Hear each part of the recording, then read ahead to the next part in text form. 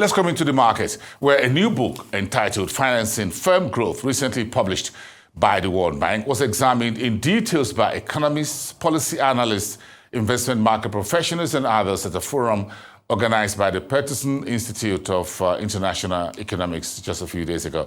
And the speaker's analysis analyzes the study report that shows how the capital market have been a key driver of investment and job creation in developing countries. Let's take a listen.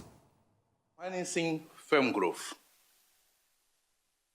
Why are you writing this book? One idea here is that with a global uncertainty, also with a high level of public debt, private capital is more important than ever for the growth in emerging market countries and developing economies. So this brings us to the question that we want to address in this book. What is the role of capital markets in the growth of firms, jobs, and aggregate productivity in low and middle income countries? So the book will address this question in three parts. First, we will document the large expansion of capital market financing by firms around the world since 1990. And then we will document how the capital market expansion is driving investment, driving firm growth, as well as employment. And we will finish by documenting the key role that policy reform play in this expansion of capital markets. So the book, to address this, will use a novel database of issuance since 1990. In particular, we have 80,000 firms in 147 countries.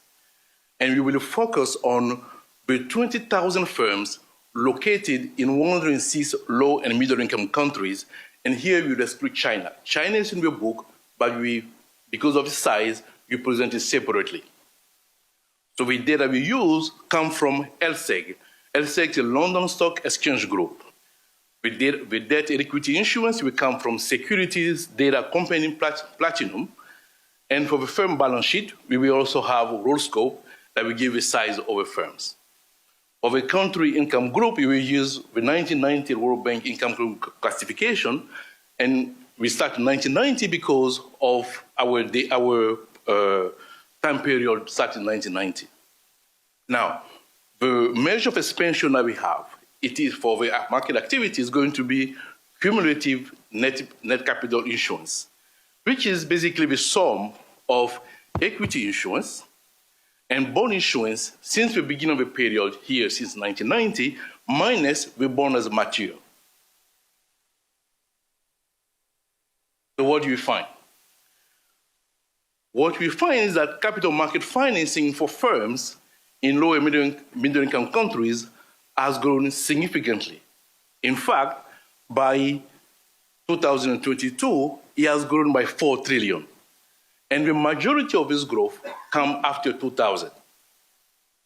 If you look at in middle income countries, the increase is about 4 times, and in low income countries is 8 times since 2000. Another interesting thing that also we have is that financing equity has been more prominent in low and middle income countries than using bond compared to high income countries. The size of capital markets in low income countries is still smaller, but it's growing faster. So that's one element to get from this slide. One thing here is that this expansion of capital market we just discussed has been associated with an increasing number of new issues in low and middle income countries. In fact, between 2000 and 2002, 14,000 firms became new participants in capital markets in low and middle income countries. Now, there's more firms, but also we're going to show here that more firms in more countries are having access to capital market. For that, we look at 2 sub-periods. Let's look at 2000 and 2009. We see 25 countries now come to capital markets. And we can see that from more or less all the regions here. Those countries do not have access to capital market in the 90s. But from 2000 to 2009, firms in those countries can have access to capital markets. One period for 2010, you see 20 more. And again, that's the orange, you see more firms coming in. So the conclusion here is that more firms in more countries having access to capital markets. Now, one interesting result that we found in this book is that most of this expansion is really coming from domestic capital markets rather than foreign capital markets. Domestic capital market basically in local currency.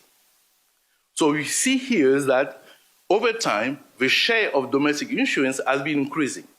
In fact, between 2010 to 2022, it accounts more than 70% of the total issuance. The new issuers are also accounting for an increasing share of capital market financing in low and middle income countries. About more than 60% of the total issuance is accounted by 2022 by these new issuers. When you compare that to high-income countries, it's only about 40%. Sir has mentioned the expansion of capital markets in low and middle-income countries. Now let me look at, tell you the link that we find between this expansion of capital markets and growth on those countries.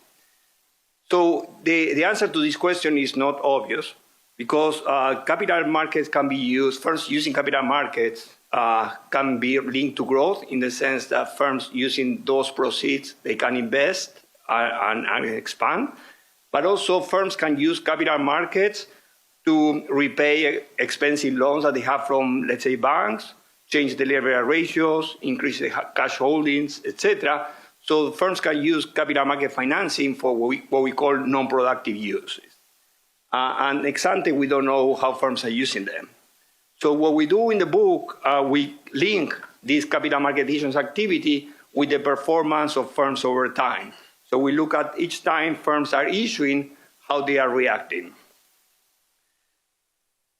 So these are estimations that we do with local projections, a new econometric technique, and we project how firms' growth, the expansion in physical capital, reacts when firms are issuing. And what we observe is that firms in low and middle income countries, relative to a control group of firms that are not issuing in capital markets, firms are expanding. So we see an expansion in capital markets of 16%, for example, in low income countries at the time of issuance. So that suggests, I mean, it's not full evidence, but we have other type of evidence as well, but this suggests that firms are relaxing some type of financial constraints, firms have growth opportunities, and those growth opportunities are realized as they raise capital in capital markets. We also observe that new participants, the firms that are coming to the market for the first time, are expanding more relative to firms that are more established. So that suggests that capital markets are relaxing some type of financial constraints for these new participants. So this type of evidence, and these are just examples that are in the book, show that there is a link between this capital market issuance activity and the real side of the firms. And this is at the micro level, firm by firm. So what we do is we then try to aggregate this for all firms in a country, in a given industry, across industries, then across industries, and then across countries for a region. And then we have the aggregate effect of this capital market activity for different regions of the world. And what we do, we try to disentangle how much of the growth in physical capital, in employment, sales, etc., and in productivity are coming from this capital market activity and how relative to the growth that will happen without the capital market activity. And for productivity, what we look, where we divide firms that are very productive versus firms that are not productive, and we see that the ones that are issuing are the firms that are very productive relative to the same firms in the same country, in the same industry. And therefore, we see that firms that are issuing are the more productive ones, and that have an effect on productivity, because otherwise would be unproductive firms that are investing. When we look at the aggregate effects, we see that there is an expansion in productivity, employment, and physical capital. And for example, for low-income countries, we estimate that 12% of the increase in productivity can be associated with the issuance in capital markets. It's 12% of employment and 21% of physical capital. So on the aggregate, even though there are relatively few firms that are issuing, those firms have an aggregate significant effect. And of course, this is for firms that are publicly listed, for which we can obtain the worst scope data.